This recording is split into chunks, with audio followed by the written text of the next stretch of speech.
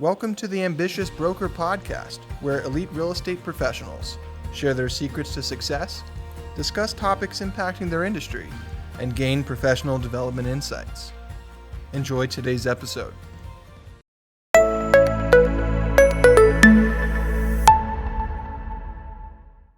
Hey everybody, welcome to the second part of our three-part industry series with Rob Hahn, also known as the Notorious ROB. Let's talk about disruptors. Let's talk about what's going on out there. You know, my position, real quickly, is that the biggest disruptor in the industry has been us. we have opened these doors. The real estate brokers have opened the doors to teams. Teams bring them free recruiting, free management, free advertising. That's what teams brought to the brokerage company. So. We created the same void in inviting Zillow and these guys into it. So, but let's talk about what you see happening in terms of this disruption, because there's a ton of money that has been coming in. I mean, hundreds of millions of dollars coming in to fund various types of entities that are all designed to destroy the paradigm. Yeah, I think. This has been going on for 10 years, right? So the interesting thing is, all of these trends have been going on for years and years. So it isn't as if there's some brand new thing that has popped up out of nowhere in 2020. It's like, oh my gosh. No, what 2020 did is it accelerated every single one of those trends, right? So teams, I did a study. I looked at this in Q2, and I'm going to have to do it again for maybe Q4 and, whole year.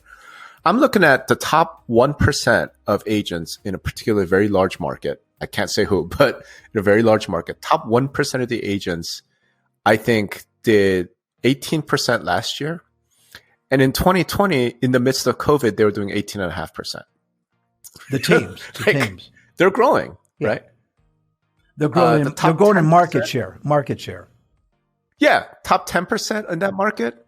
Or I think this year, at least through the first 6 months, was at 48%.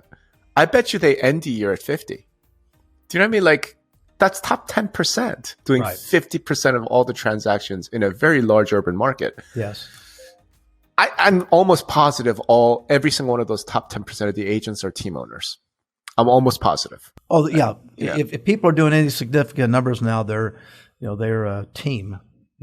Yeah. When I was selling, I was a team. They did 3,000 transactions. Right. Show me a brokerage that did 3,000 transactions. That's a pretty sizable brokerage. Exactly. Do you know what I mean? Except here's the difference: the brokerage that did 3,000 transactions made 3% net profit margin. Right. The team is probably going to make closer to 30% net profit margin. That's right. So who has all the money? Yeah, exactly. Well, the team guys, the team managers that run the teams, they're bringing their people on at 50% commission or 40% commission, or lower. Yeah. Yeah. Which, by the way, if you go back to 1974 when I started in real estate, that's exactly what I got from a company who had the ability to have a lot of value to a consumer, and that's where we've become a business to business. Brokerage business now, and not a B2C. These businesses don't go out to the consumer and say, "Hey, we have value." The Danger Report calls it agent-centric. We've switched to agent. I mean, it's been agent-centric since RE/MAX came on the scene, right? I think that was 1974 actually when they came on the scene. Probably was right about then. Yeah. So in a way, Roger, like all of these trends, all of these changes, I don't actually think there's anything that brokers could have done about it, right? Because it's once you have innovation, like, okay, so, RE/MAX comes along, right? And they start saying, okay, it's 100% yours. Just pay me a desk fee. Once that happens and you're a 50-50 brokerage, you either got to match that or lose all your agents. Well, that's right. So it just competition naturally drove everyone to start going agent-centric. Gary Keller comes along in the late 80s, early 90s, and, again, introduces the cap model. It's not like anybody wanted to do caps. It's just that once he started doing it, you kind of have to compete. You have to go along. And then, again, Gary Keller introduced the modern agent team. I remember, and I was still at Realogy actually when this happened. And at the time, I remember like Keller Williams was like our biggest competitor, and everyone was terrified of them, and the cap, and we're calling them like a multi-level marketing, calling them a cult, etc. And I'm like, yeah, but look at the financials, like and not just the financials. I remember our residential brands at the time were very much against teams, right? Like even to the point where, because I was in charge of technology there, we didn't have a way technologically for a broker to do a team. You know what I mean? To account for a team. Yeah. Yeah. And I'm like, we should do this because this is obviously growing. And they're like, we don't want to encourage it because teams crush margins. So what happened? All those top agents who want to form teams went over to Keller Williams. It's like, so once that happens, you don't have a choice as a broker, but to start offering accommodations. Well, I think that's one of the things that gets missed a lot is that this broker does something, the other broker has to react. They are the guys that drive the changes in the industry, you know. But I can tell you this, you talk about what good brokers have done. They could have, because remember, I'm 20 some years in the middle of that with 14 offices and watching this, and this in having to react to those kinds of things. And that's exactly what you're doing. You're saying, well, what's my trade-off? What's my value proposition to an agent? And those who, like the days that I started, those companies were really directly consumer oriented with their value proposition. Yeah. So I would, as a salesperson, I would have to take that collective value proposition to the consumer and win. Yeah. And by the way, it was an extraordinary model. It worked, and I made more money in 1977 than on a 50% commission split than 99% of the people make today, even with today's model. So, and half of it was that I could go out and talk about this collective brand. My personal feelings is that loss of we, and again, that Keller Williams model and other models, even back to Remax, really became a me model. And the next thing you know, you have 1,000,004 independent companies in the country instead of whatever there are, Right. It's hard. But, I mean, that's natural though, right? That's what's going to happen under the structure that we've set up, as an industry. Again, like 30, 40 years ago. So we'll see. I mean, it could change again, right?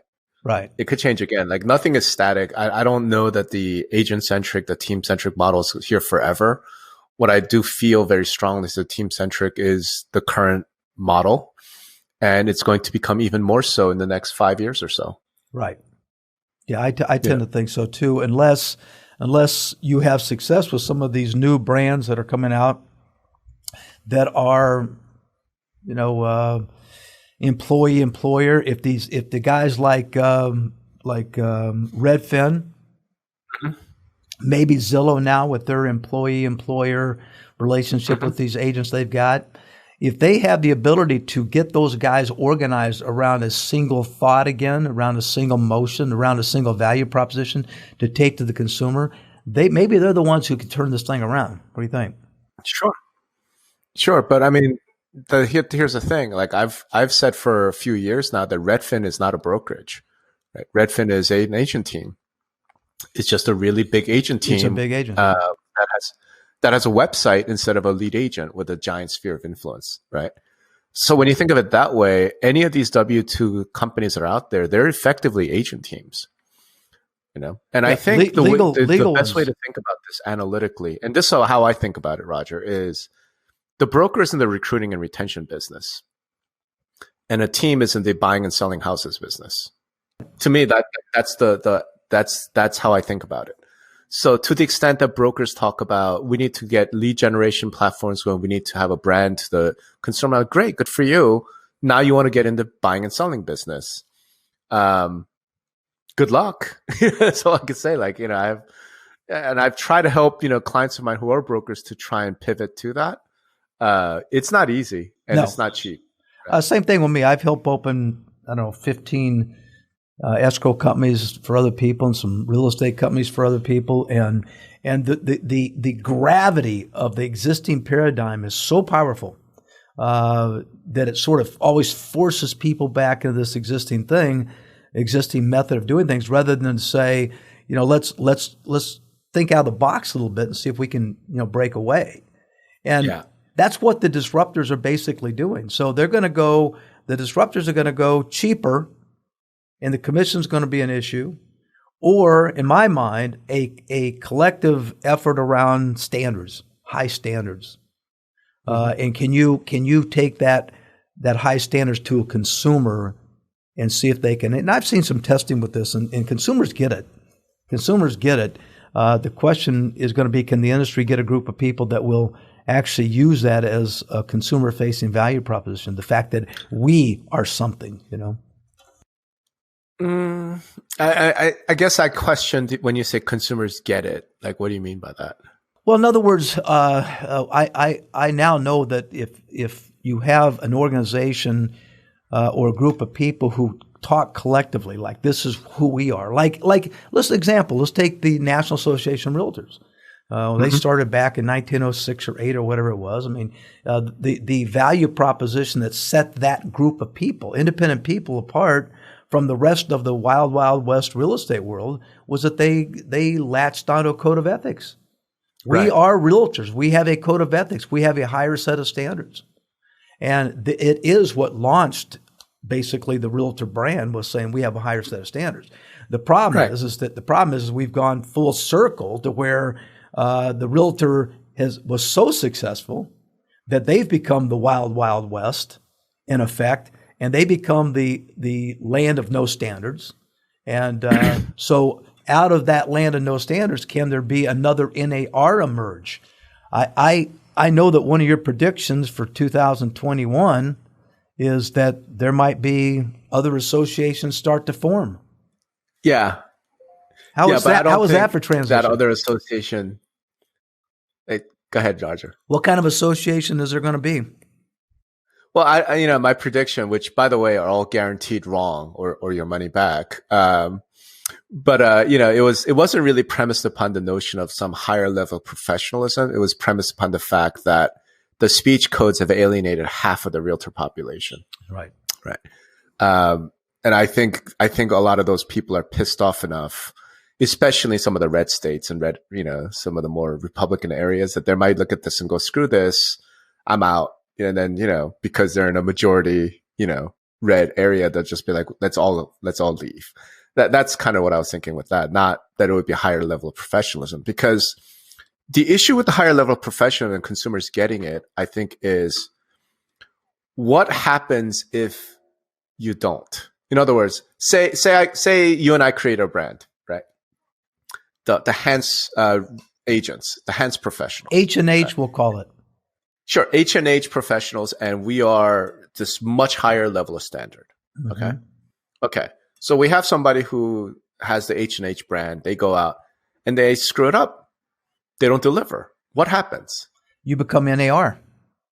No, but it's like, like for the consumer standpoint, okay, so I'm going to trust this guy because you have this higher standard, right? So, but if you don't deliver, do I get my money back?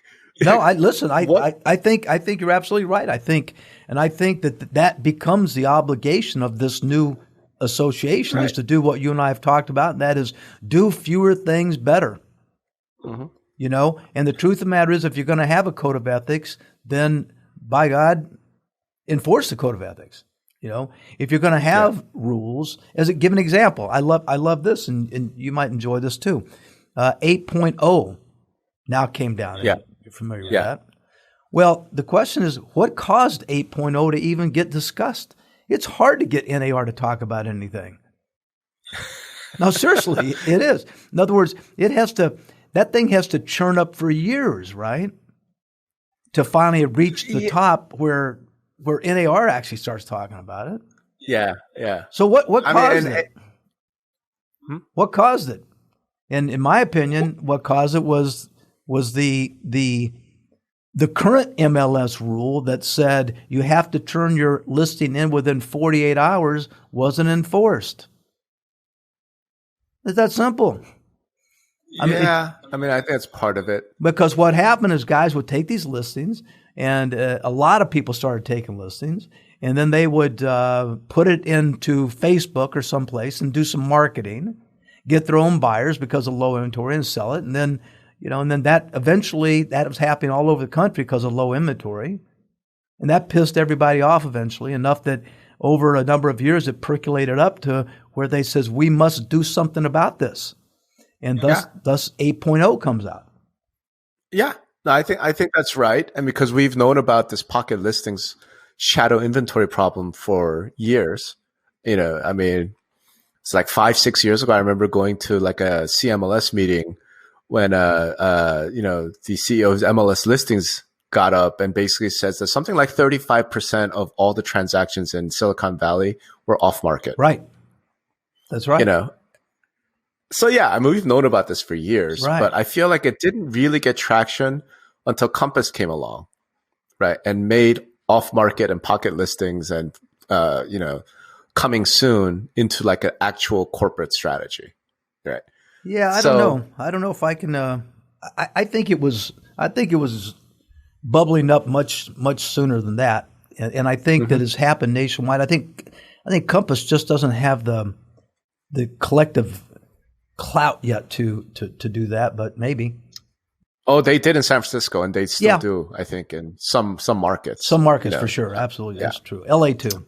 But again, this is another case of when one broker does it, all other brokers have to think about doing it too, from a competitive standpoint, right?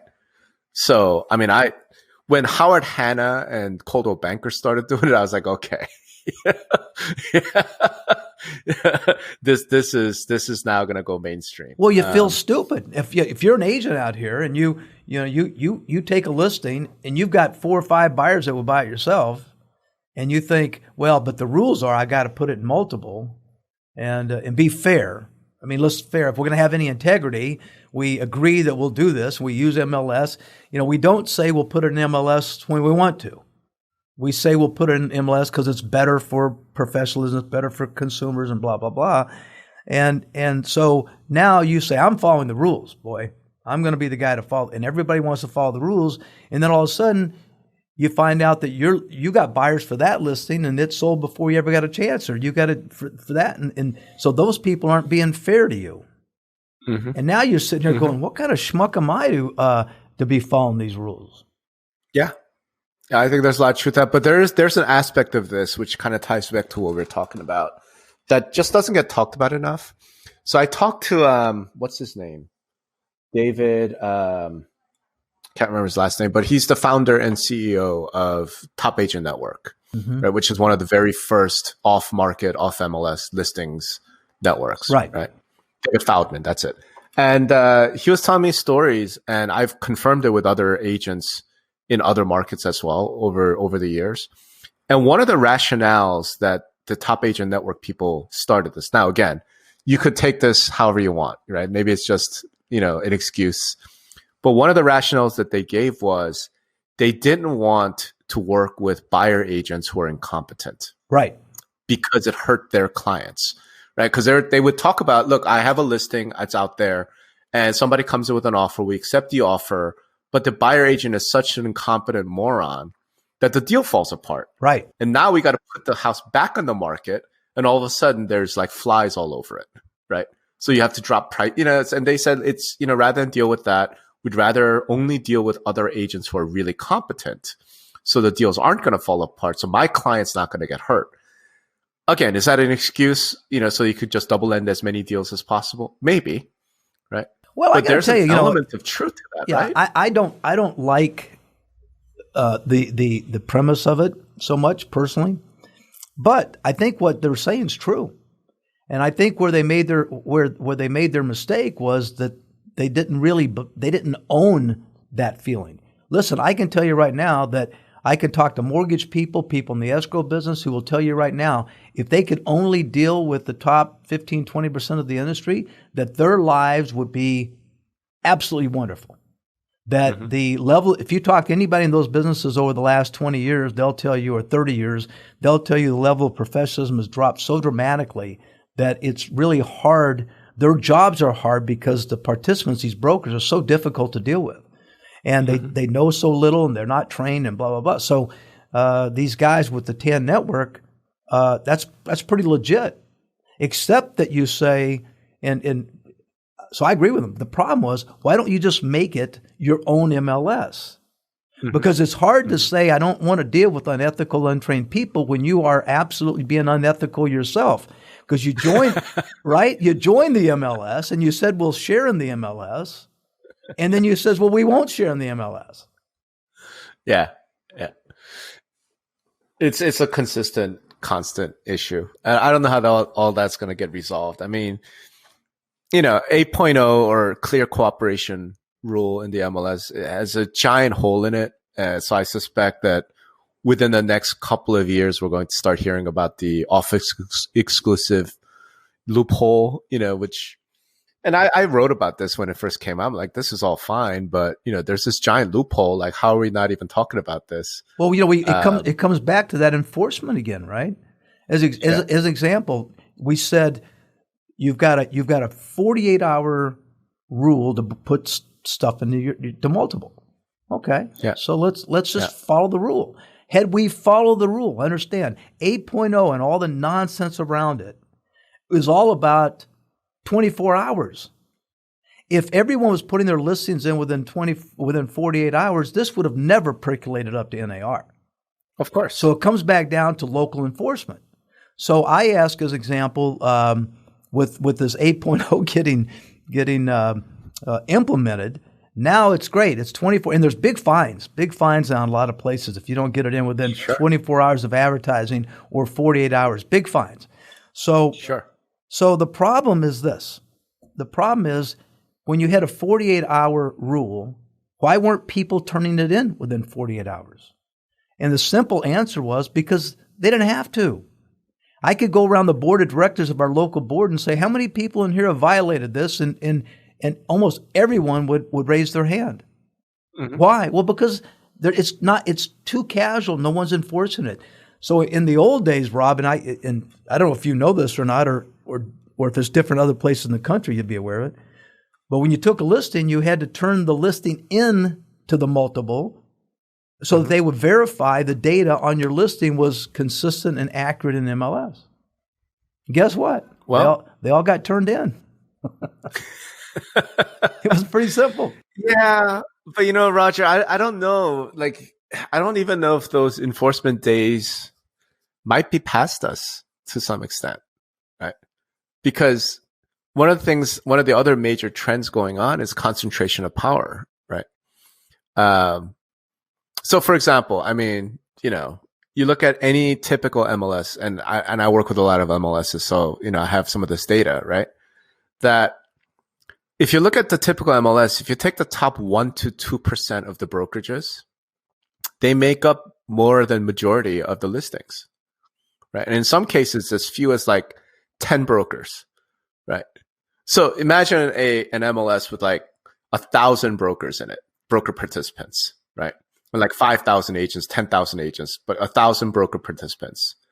If you took 10 of them, and those 10 decided, we've had enough of this. We're going to split off, leave the MLS and create our own. That former MLS stops existing. You're absolutely those right. 10 brokers took 52% of listings with them. Absolutely right. So how are you going to enforce it? Like, you can talk enforcement all you want, but if those 10 say, screw you, you no longer exist. Well, so you exist, but you exist differently, right? You exist smaller. No, you don't exist. You do not exist. An MLS with 48% of listings is not an MLS. Well, if they all separated and took their own listings, they would still be missing half of them as well. But they would have more than half. Right? Okay, so 51, 52%. Well, see, when I started, I worked for a company in the beginning called Forrest E. Olson. And Forrest E. Olson was the largest company in Southern California, Santa Barbara to San Diego, roughly. They were the model of real estate. They created all the training, all the basic, the 4x4 wooden signposts that everybody used in the country. These guys created them. So they were a huge company. And guess what? They weren't part of the multiple at all. Yeah. They had their own MLS. There was one company MLS. So when I worked for them, I wasn't able to get a hold of the others, into that. Yeah. So they were the largest in spite of not being part of the regular MLS because they had a big value consumer value proposition. So it could be interesting, to see as this goes. But this idea that I had an example the other day when we were talking with one of the MLSs, and we says, well, do you ask for paperwork to verify the listing dates? Well, no, we don't. Well, so if you don't, how then do you know they're qualifying for even the original rule?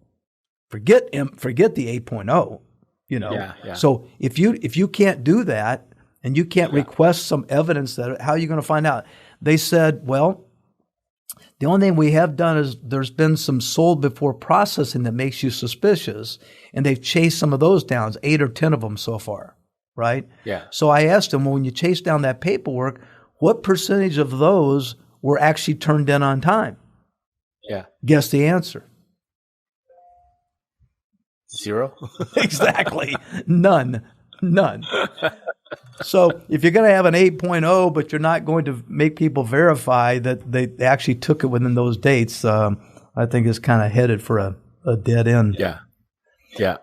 We'll see. We'll see what happens, because like I said, cooperation and compensation is under threat. Buyer agency might go away. I mean, there's all sorts of like real big fundamental changes that are headed our way, right? Tell me about them. I mean, we talked about the commission lawsuit, right? We talked about the DOJ action. If any of those happen, like what is the MLS at that point, right? Where franchise is going? Franchise, I think they're going the same place they've always gone. It's just, I don't know what the value is anymore. Right. The idea that like, to some extent you have to say, okay, well, what's the value of a franchise, right? The value of a franchise is a brand, right? And some tools, systems, whatever, right? And again, so let's leave real estate out of it for a second. Like when you buy a McDonald's franchise, what do you get? You get the brand. Yeah, right? You get the model. That they advertise to consumers. Right. And then you get like training manuals and this like way of doing things and, restaurant setup. You get like a manual that says, here's how you start and operate a business. Right. You translate to real estate. It's like, okay, well, do any of the brands have any consumer anything?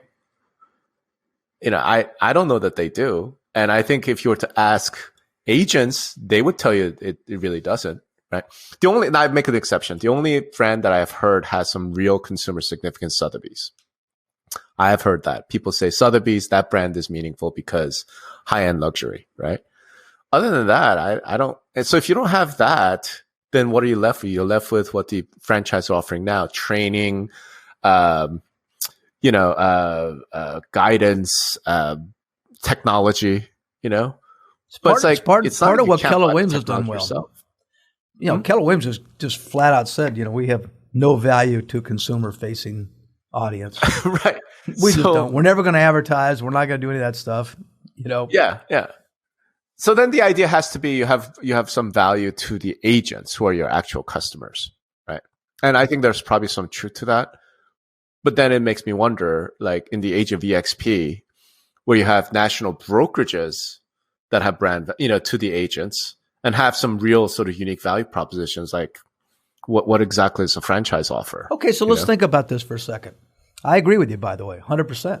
Thanks for joining us on another episode of the Ambitious Broker Podcast, where elite real estate professionals share their secrets to success, discuss topics impacting their industry, and gain professional development insights. If you've enjoyed today's episode, please rate it and leave a review.